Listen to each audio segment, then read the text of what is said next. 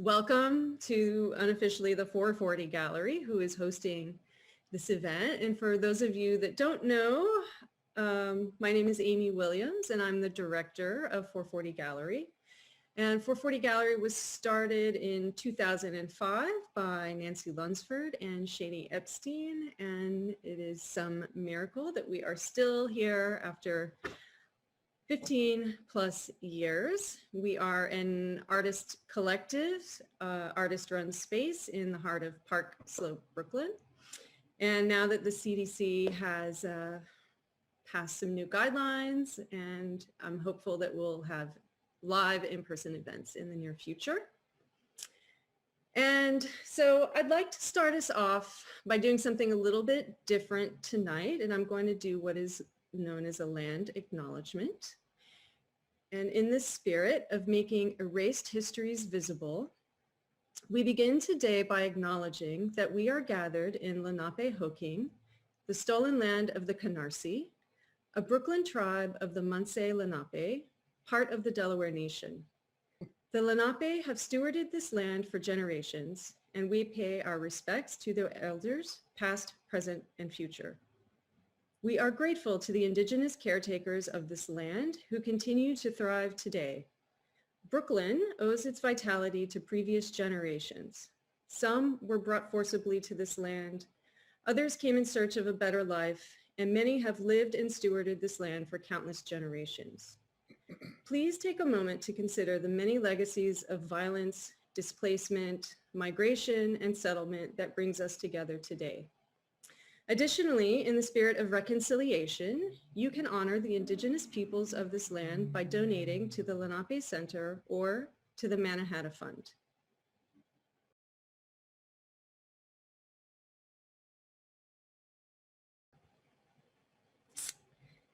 And thank you for that.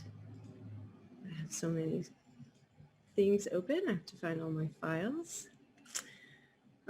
So I will start by introducing my esteemed colleagues who really made this book possible.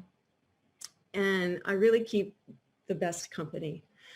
First, I'll introduce Robert Gibbons, my collaborator. Robert is a native Floridian who came to New York City in 2007 in search of his muse, Langston Hughes, and found a vibrant contemporary poetry community. His first book, Close to the Tree, was published by the New York-based Three Rims Press in 2012. Robert has been published in over 30 literary magazines and in several notable anthologies. Recent publication credits include Flight, Expound, and Turtle Island. Robert lives in Brooklyn and continues to be active in the New York City poetry scene. And Robert wrote all of the poetry, and we'll give a reading in a few short minutes. Joanne McFarland, who wrote the amazing introductory essay for us, I was really couldn't believe that she was able to articulate this project so beautifully. Joanne is an artist, poet, and curator. She's the artistic director of Art Poetica Project Space in Gowanus, Brooklyn, which focuses on work that is both literary and highly visual. McFarland has exhibited widely, both nationally and internationally, for more than 30 years. Her artwork is in the permanent collections of the Library of Congress, the Columbus Museum of Art, the Department of State, among many others. She is the author of 18 poetry books and libretti, including a recent series of innovative digital bookworks.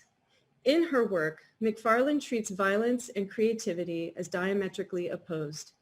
Each act of making thwarts violence's aim to destroy. And last but not least, John Gagne, who is the book's designer and my right hand or left hand, whichever is your dominant hand.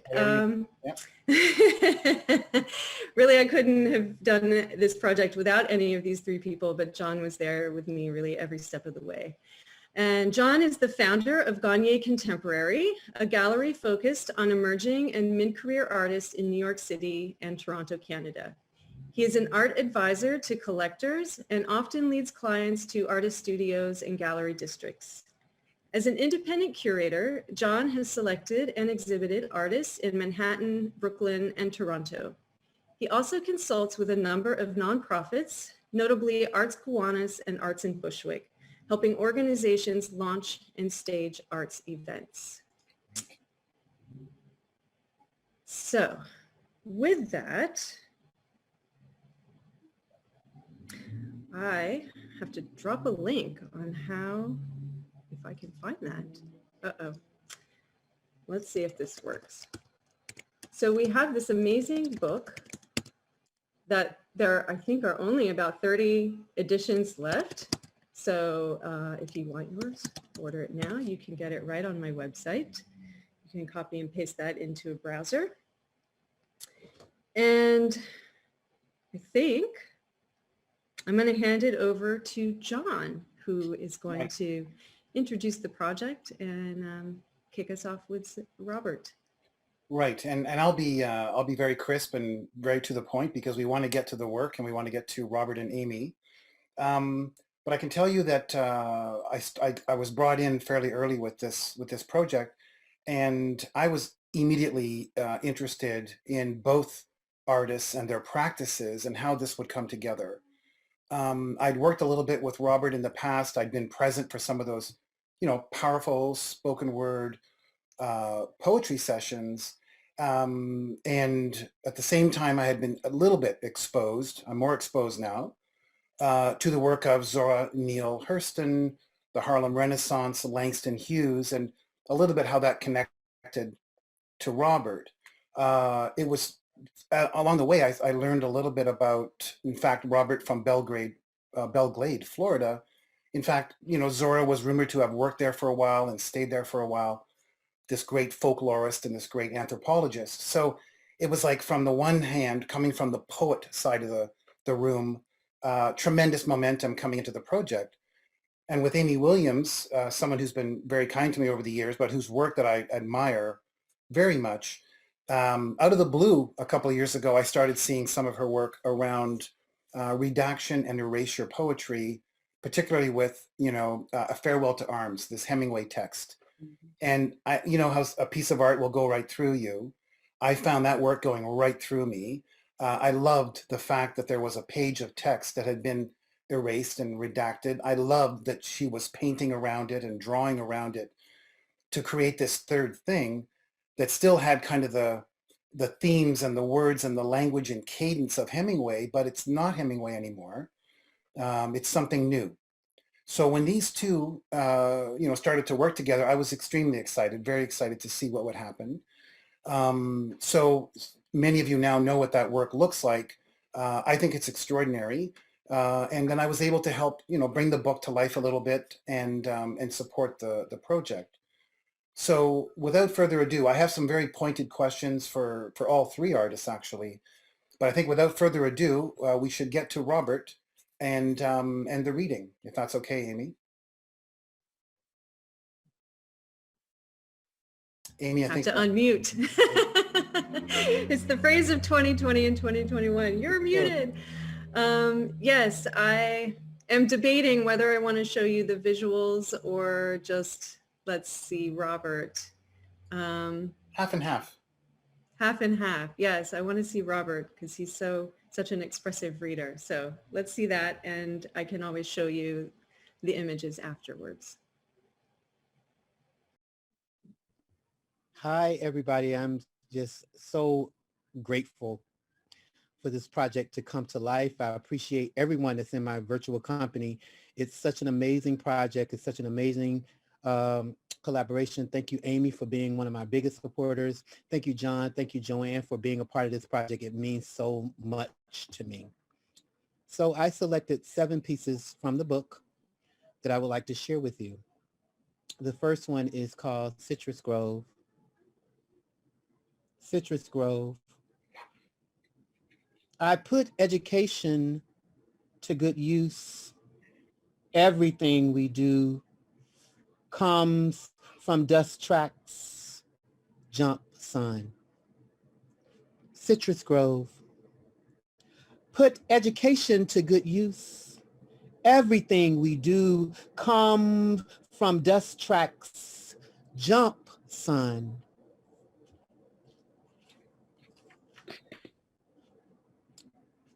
Preaching. Found Zion in Florida, a toehold in dust. Began pastoring in a citrus grove. Preaching. In Florida, a toehold in dust. Began pastoring in a citrus grove.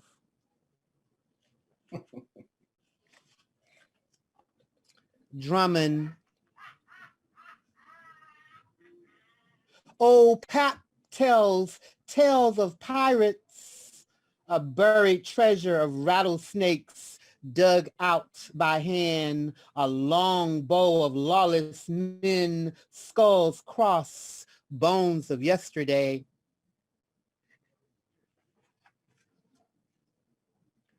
Occupation.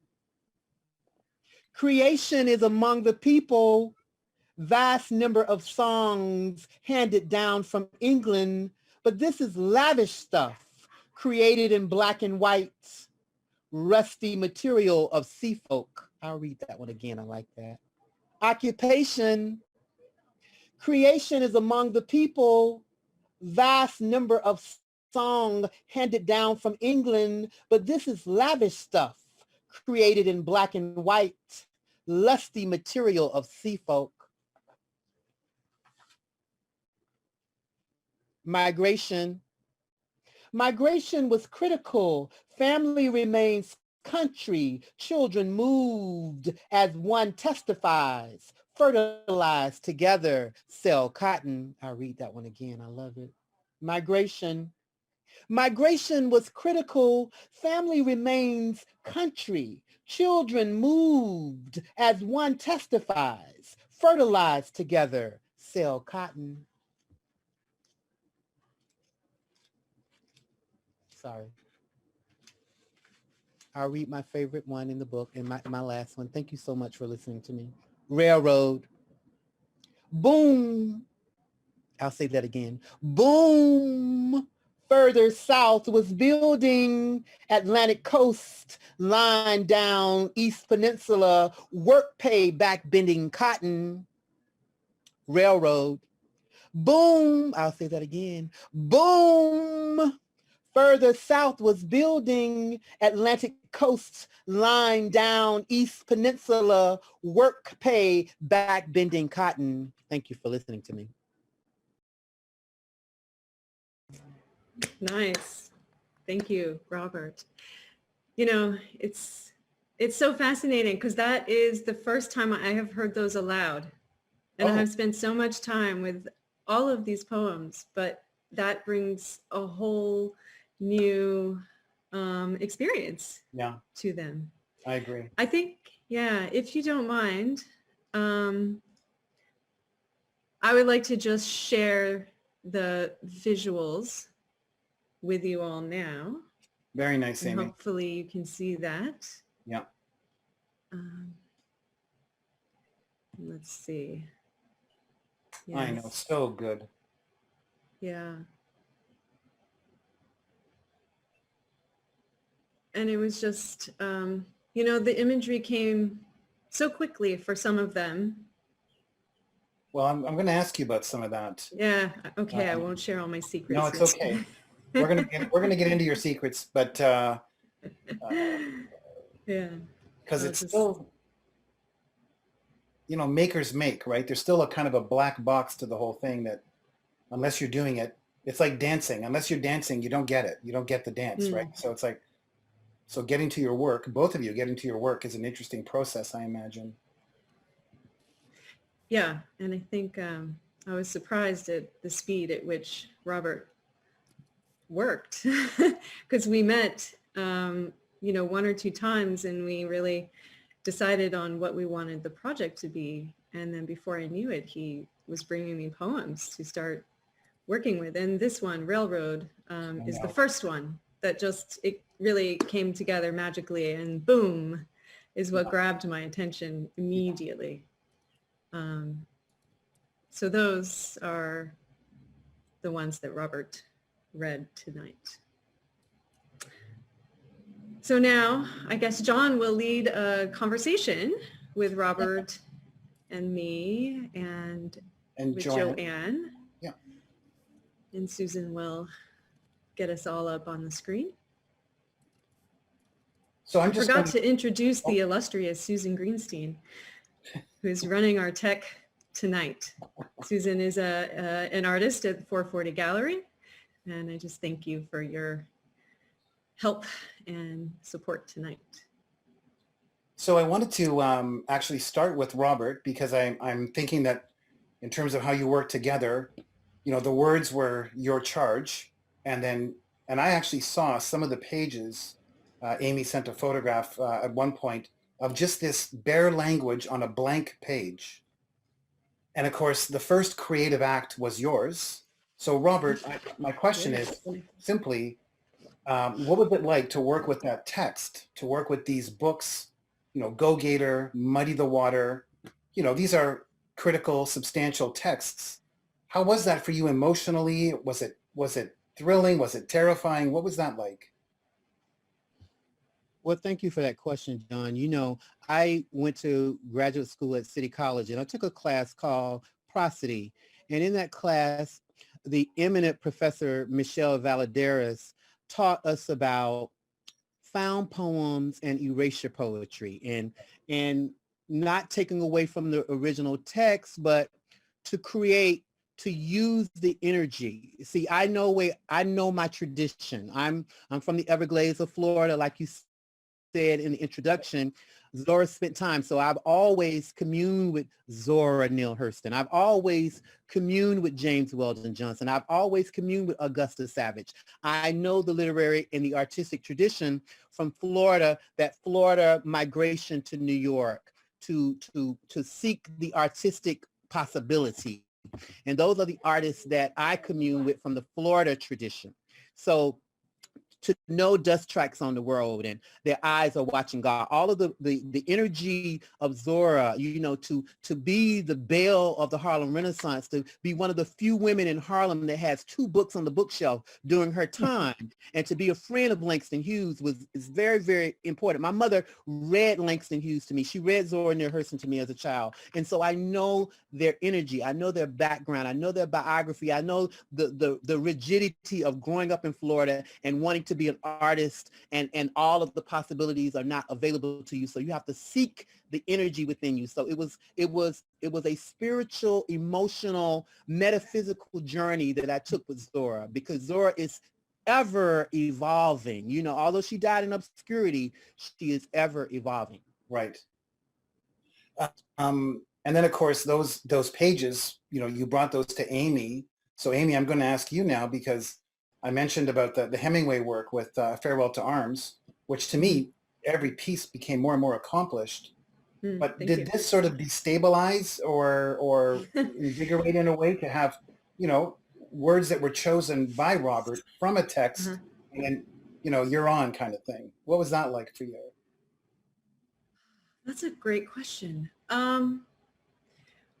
Well, it definitely changed my relationship to the page, because I was working on actual book pages, and this time I have a 9x12 piece of paper that Robert designed with his own handwriting.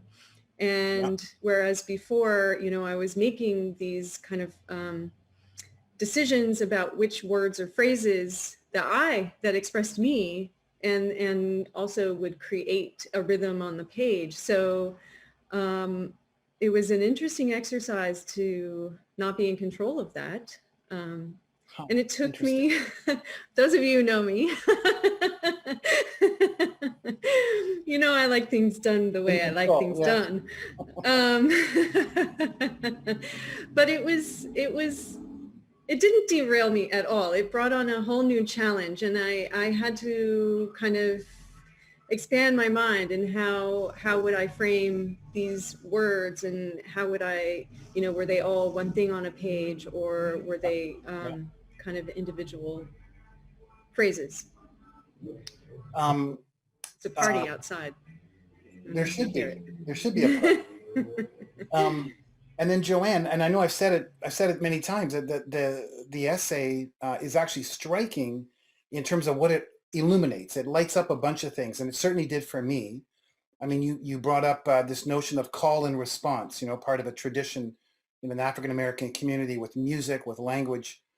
You brought up a few interesting points too around who's the collage artist and who's the poet now. You know, they seem to be trading practices. Can you talk about what that was like? I mean, you had to discover that for yourself, I imagine, before you could articulate that.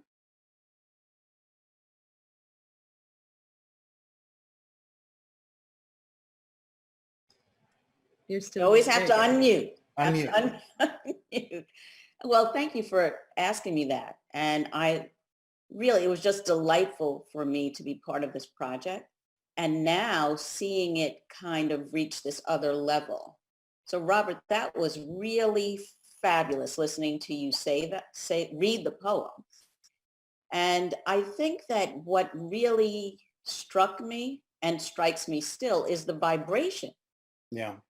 And really being in tune to the curiosity of these two artists and their willingness to just be open and see.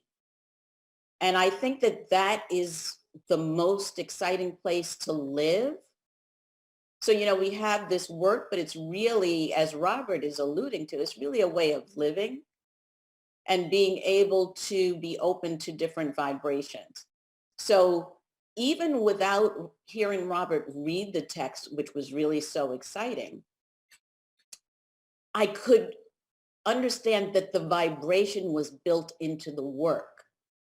And so there's a way of asking someone who has the book object to kind of live in that space and to be charmed by it.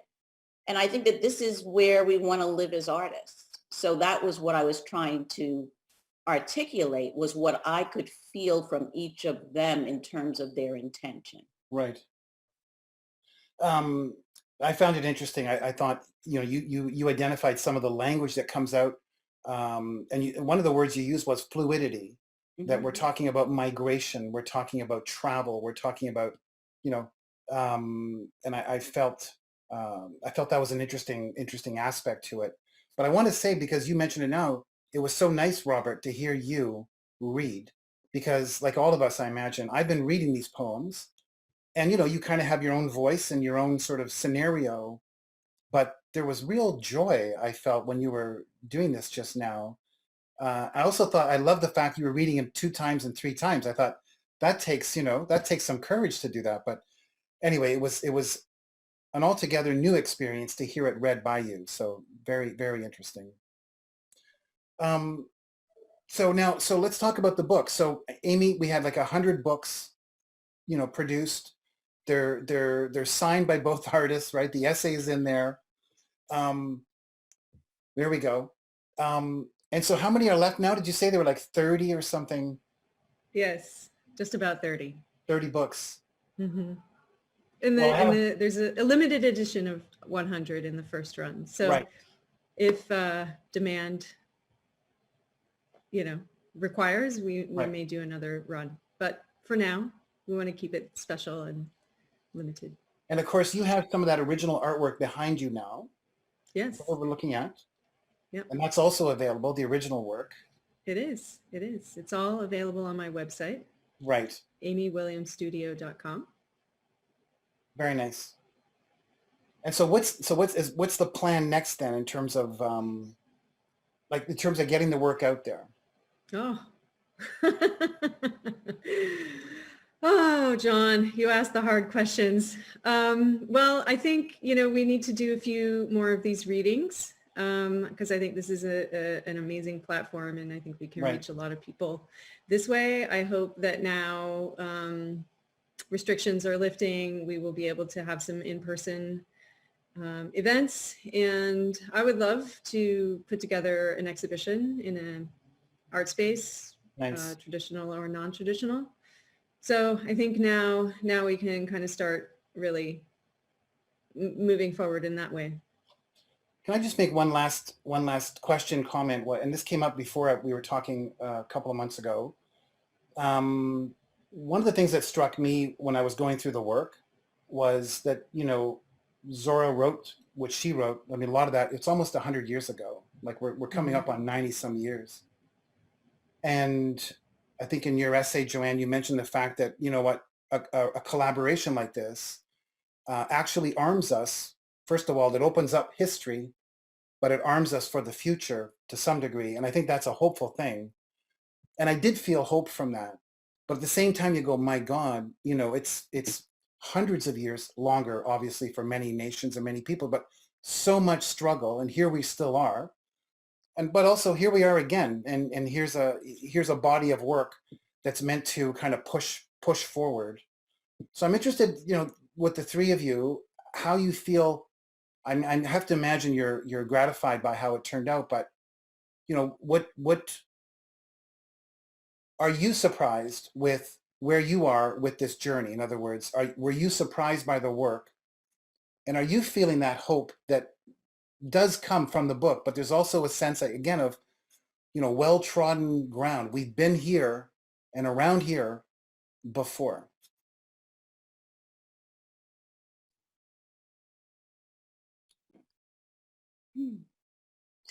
You might be on mute. Sorry. Should I go? Yes, go ahead. Go ahead, Joanne. I feel really, really hopeful right now. Maybe it was the reading. Yeah. But I feel really hopeful because I think that one of the things that we're coming to understand is that we're presented with probably 4 or 5 times every day when we can fall in love, that we can make relationships in ways that we usually don't. Yeah. That the boundaries between us are in our minds, and that we need to find other ways to connect.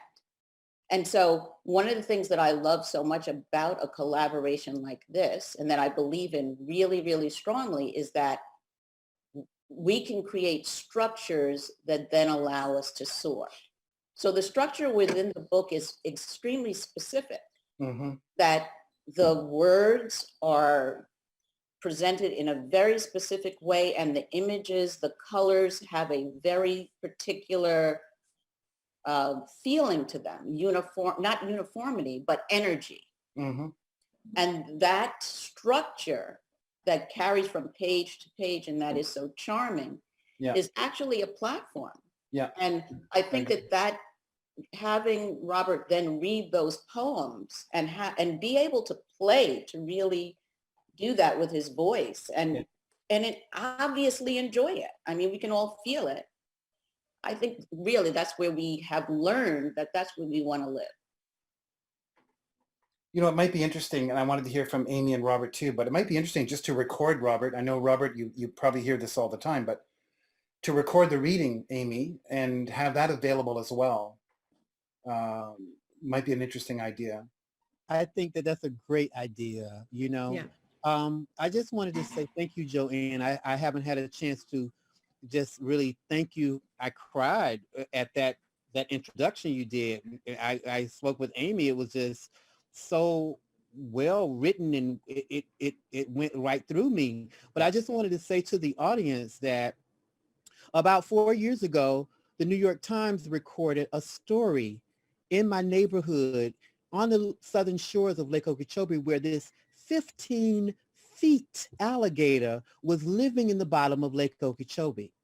And no one knew that it existed until it came up at night and was eating animals around. I was like, oh my goodness, that's my house. That's my church. That's the street. I know that area. And this 15-foot mastodon was there. No one knew this prehistoric animal existed, but that's the basis of Go Gator and Muddy the Water. An alligator was living in the bottom of the lake. And so I felt like there was a reason that I connected with this story. And I've always had a connection with Zora, but this was really a moment for me to really, Amy and I have been friends a long time, and I want to just give a shout out to Amy. Amy, beyond the collaborative process that we went through, Amy is a wonderful person. You know, she is a wonderful support system to me. She's done a lot, and I just really appreciate her friendship. We are friends too. And so it's an honor to be in her presence. She has her own vision and her own work that she's doing, and I appreciate that too. But I just wanted to say that I am just so honored to be a part of this collaboration. Amy, yeah. Well, it's just a big old love fest. Yeah. I don't even remember your question. Well, I'm sorry. It was a long-winded question. It was coming out the other end of this work. How Yes. do you feel about it? Are you hopeful about the work? Are you Oh. hopeful about the time that the work has appeared in? Okay, well, I'm super hopeful about the work. Yes. And I mean, this book came out more beautiful than I envisioned. And to have it in my hot little hands Right. is just a dream come true, because it's a manifestation of this dream. Yep. It's interesting because, Robert reached out to me, I think December 2019, roughly, and just called me up out of the blue. We hadn't really seen each other in a while, and he just said, I want to do collaboration with you. And I was like, oh, okay. What might that look like? Let's talk. And he came over and he saw what I was doing with the Hemingway project. And that really clicked for him. Yeah.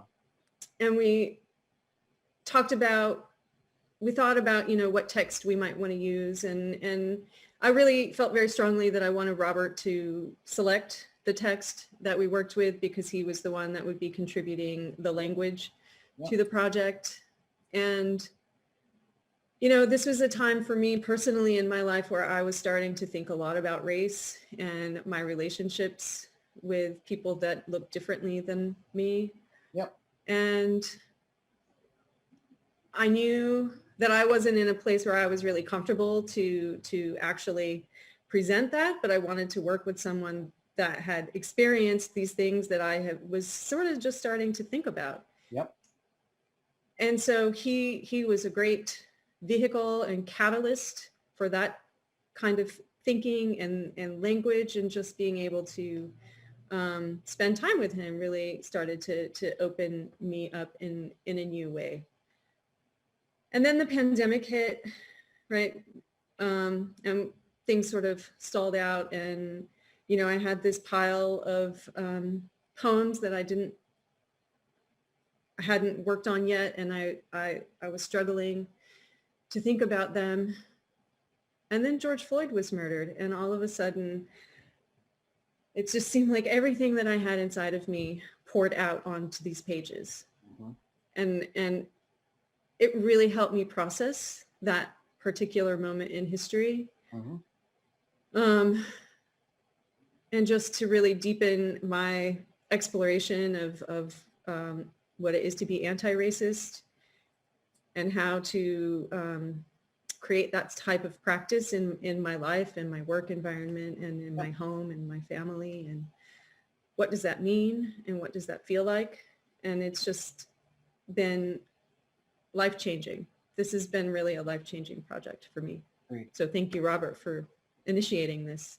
Thank you. I just wanted to say one thing, John, that I've never said to anybody, but I have received attacks from people about me working with Amy about this project, and I had to process it in a way. I've never said this, but certain people in the literary community has asked me, why am I, using Zora Neale Hurston with Amy, specifically Amy, because of who she is, her color.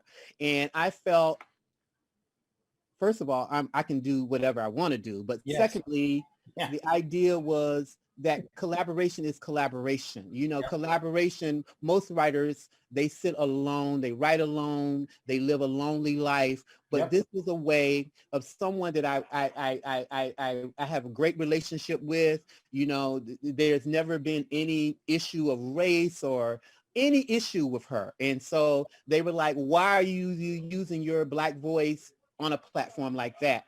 And I really don't know how to answer that question, but I just want to say that I think that Amy and I did justice to Zora Neale Hurston, because Zora Neale Hurston was a searcher. She was a seeker. She was a visionary. She came to New York. She was accepted into Barnard College. She majored in anthropology. She studied under the great anthropologist Frank Boas, and she went to the outside, the outer hinterlands of the country, and she wanted to discover African American vernacular. She wanted to discover folklore. She wanted to discover old sayings. She wanted to discover. So this is a collaboration. So she wasn't just, she was a race woman, but she was a collaborator too. And so, and she collaborated with many different people. And so I think in the spirit of Zora Neale Hurston, I think we did a good job with Zora Neale Hurston. I think you did a great job. And I know the book is dedicated to her work, but more importantly, what you're saying here, you guys did an amazing job.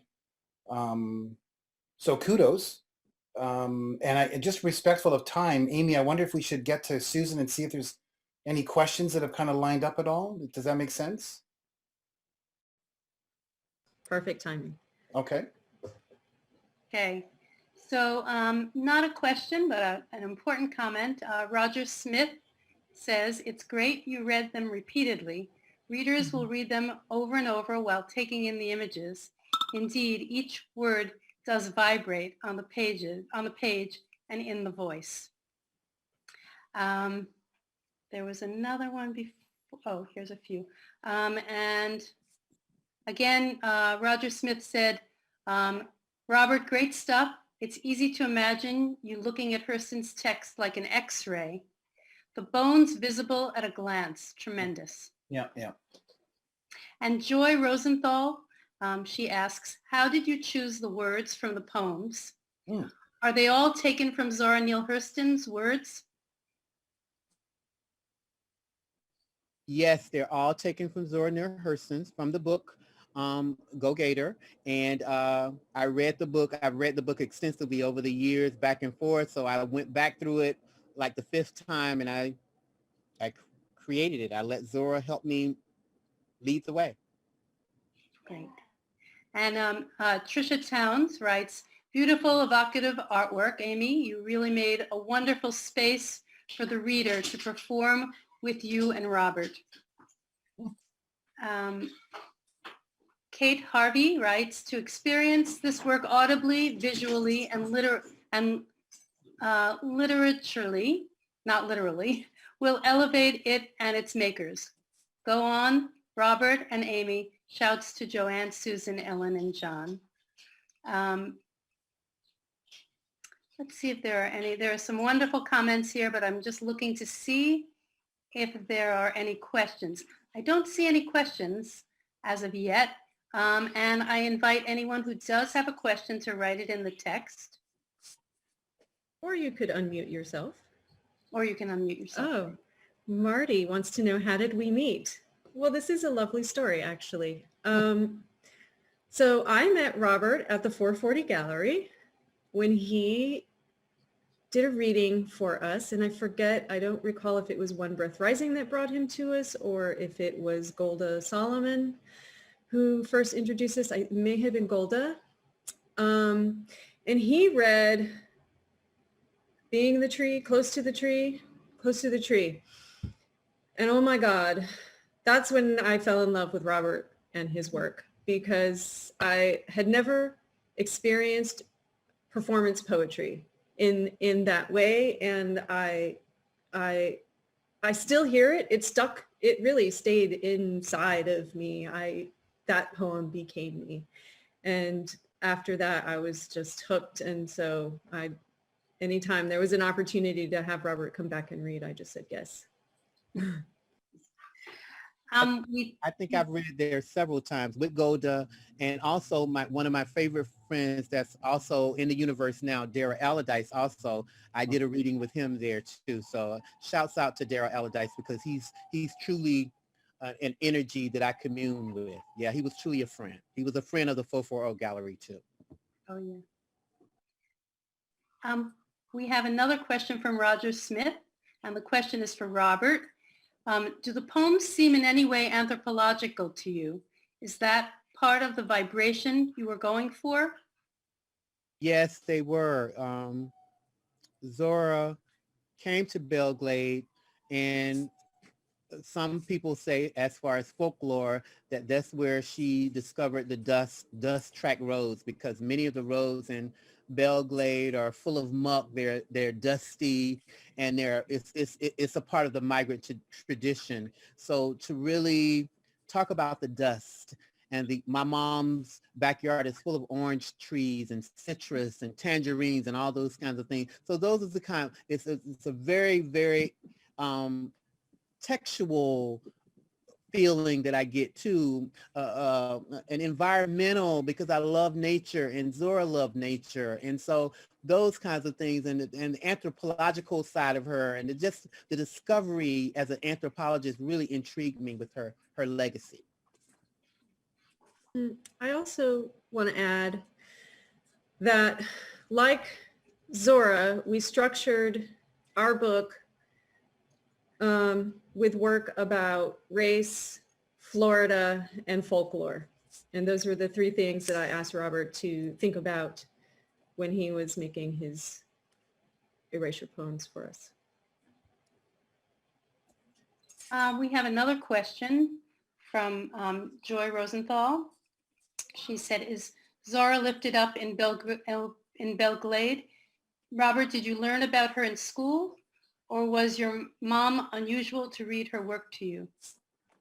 It was a combination. I actually knew about Zora through my mother, because my mother was a teacher, for 35 years in the Palm Beach County school system, but also because there was a little museum in Belgrade called the Zora Neale Hurston Museum that this one of the neighbors decided to erect in the museum, and she hired me as her first archivist. I was in high school, but I would collect little material about Zora, and the building that we were housed in, supposedly Zora lived in that building. So it was a lot of energy around me about Zora growing up in high school in Belgrade, Florida. So yes, it was a combination of my mom and also the environment. I would like to ask a question. I'm wondering, this seems like such a successful collaboration, so inspiring. And I'm wondering what's next? I'm wondering if the two of you are thinking of another collaboration. We keep talking about it. Actually, Robert has a new book coming out, and he asked me to think about doing the cover art for that, which I'm considering, but I'm also considering some other artists that have work that fall into that lane. But, I feel like I just want to enjoy the moment and not get ahead of ourselves, right? We worked for a long time. It's like, I feel like I gave birth to a child, and let the child grow. We have our baby. Yeah. And I just want to sit with that before we move on to the next thing. Here, same thing for me. I do have a few manuscripts out in the universe, but I'm just loving this moment because this is the first of its kind. My first book, Close to the Tree, 2012, I published that when I was in New York, maybe like 3 or 4 years. And then I was approached by Poets Wear Prada with the publisher Roxanne Hoffman to publish my chapbook, which is Flight. That was my graduate thesis. And so this is a different type of text. A lot of poets don't get this opportunity to dialogue with the visual artist. So for now, this is my joy. This is, all my friends, my family people in Belgrade are excited about this. And if you notice some of the contributions in the back, I dedicated this book to the city of Belgrade in the back of my book, to my mom, to people that really mean stuff to me. But I also dedicated this book to the city of Belgrade.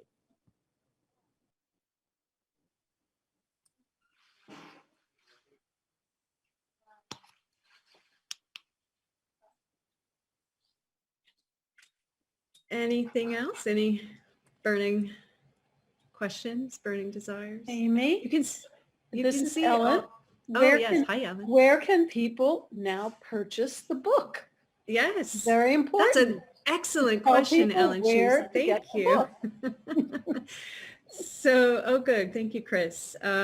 Chris West just purchased a copy. You can go directly to my website, Okay. amywilliamstudio.com. There is a link in the chat. You hopefully can click on it and it will take you there. You can also see all of the artwork. There are several pieces still available, and you know, all proceeds directly benefit Robert and myself. So keep that in mind. You're supporting local artists, and Lord knows we need it. Need it. Yeah. And so how are we on the agenda, Amy? Hey, we're perfect timing. I have Q&A till 7:55. Robert, I will say Robert, and he can tell us a little bit about it, has another reading at 8 o'clock. So I he overbooked has to- myself, John. I'm sorry, but I just want to say I try not to do that. My mom always gonna. I told you not to overbook yourself, but I overbooked myself this one time. You know, all my friends know. But John, I want to say thank you. I always remember the reading we did in Gowanus. That was an amazing Great night. reading. Yeah. Yeah, So yeah. thank you, Joanne, for your wonderful, wonderful introduction. I mean, I much love for that. It was just like you went straight through the energy and you knew exactly what to focus on. You are a gifted writer. So thank you. Thank And you. thank you, Amy, for everything. And I will be talking to you soon. And thank you to all the people that came out and supported my work. I appreciate it. Yep.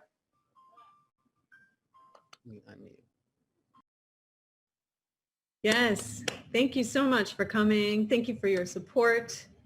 Thank you for buying the books. Thank you for buying the art. Thank you for being you. Thank you to my collaborators, John, Joanne, Robert.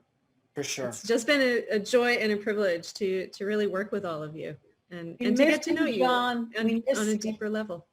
We miss you, Say John again? Gagne. We Yeah. miss John Gagne. Oh my God. You were sounding very Canadian there for a while. I'm sure. I think about New York. I think about you guys every day.